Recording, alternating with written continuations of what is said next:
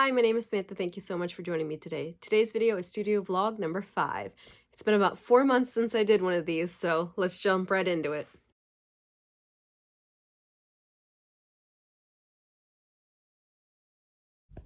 So here is my current cutting situation. So I put all my fabrics on little bolts like this. They're comic book boards. If you haven't already watched that video, go ahead and check it out. So these are all ones that need to be cut.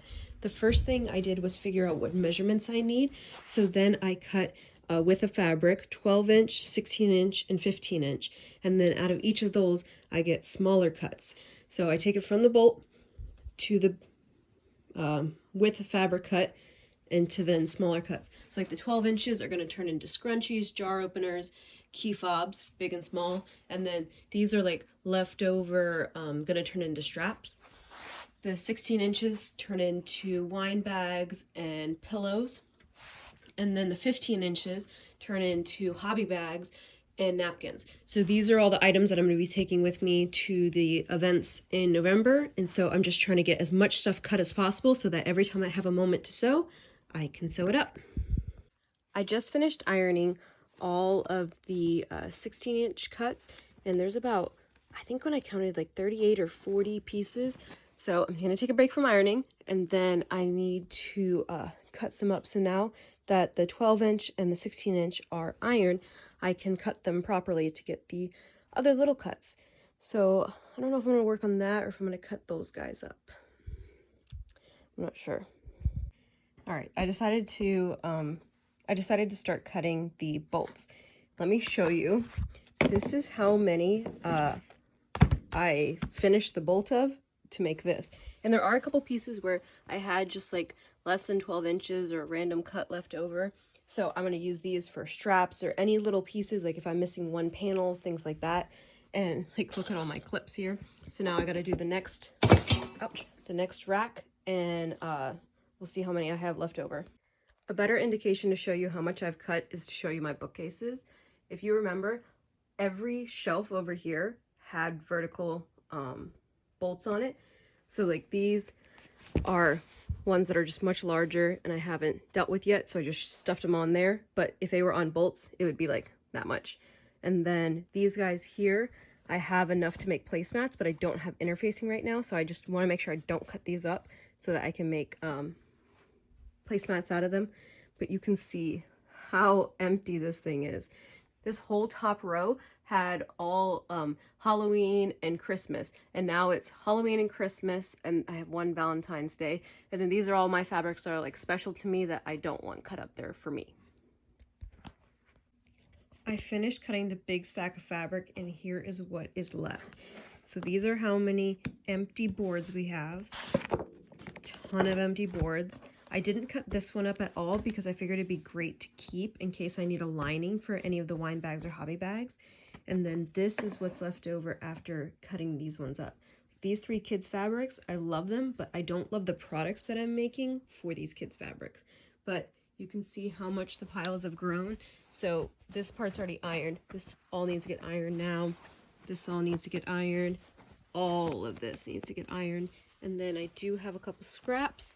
And then so this is trash, and then these are scrap trash. And then I did find another basket of fabrics, so lotion.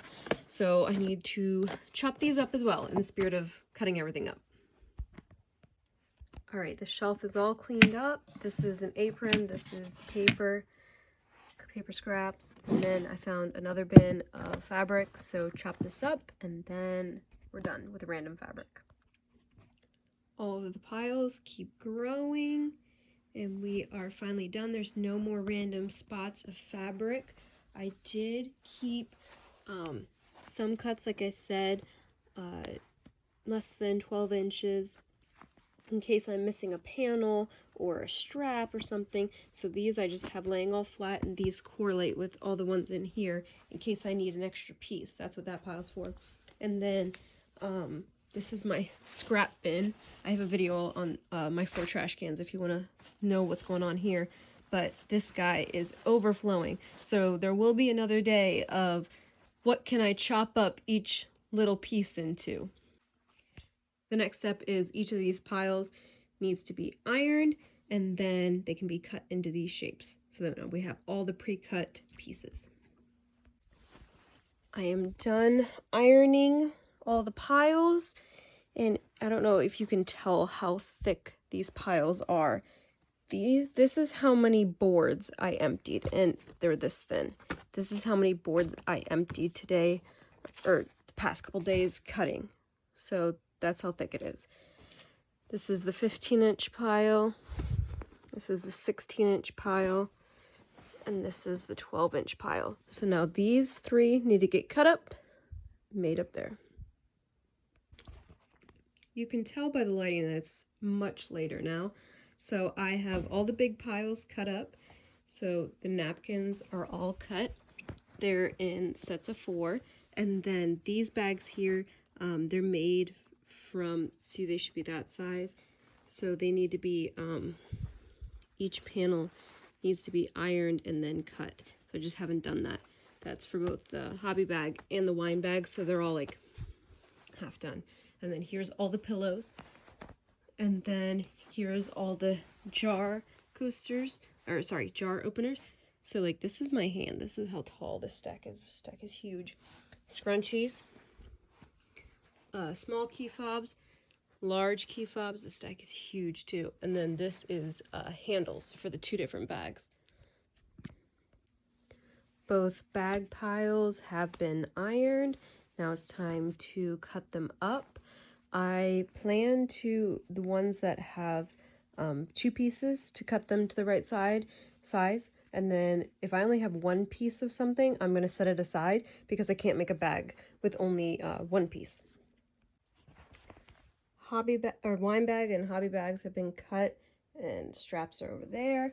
I do have some that I only had 1 panel of, so now I'm going to go back through this stack here that I kept to see if I can make the second panel. If I can't, then I think I'm just going to set these aside because I've done a ton of cutting. 6 more sets added to the pile, and now I am officially done for this go around of cutting. So here's all the big pieces that are left, so I'll be able to use those for something else later. Now I need to sew this all up. The big question is can I sew it up before the first weekend of November? I got this giant pile of scrunchies. They have all been ironed and opened, so now they need to be sewn and then elastic put through. So this is what I'm working on. Update on the scrunchies. They are sewn together. They need to be turned right side out and the elastic put in and then sewn closed. One step closer. As for all the other items, I moved them into these 2 baskets because they were taking up so much floor space. So here you can see I've already done some of the key fobs. I haven't done the middle stitch yet. I do that last. So if worst case scenario, these can be done and I can seal them up, but I don't want to do that. And then straps, and then the jar openers.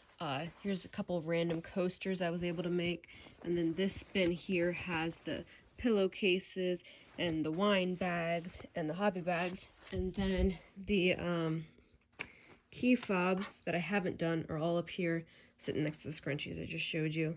So still a lot of work to be done, but don't forget to like and subscribe, and I'll give you an update next week. I have an awesome update. My 3 rolls of interfacing just got delivered. I was running scary low on my interfacing, but now I am all good and I can make the placemats and keep rolling.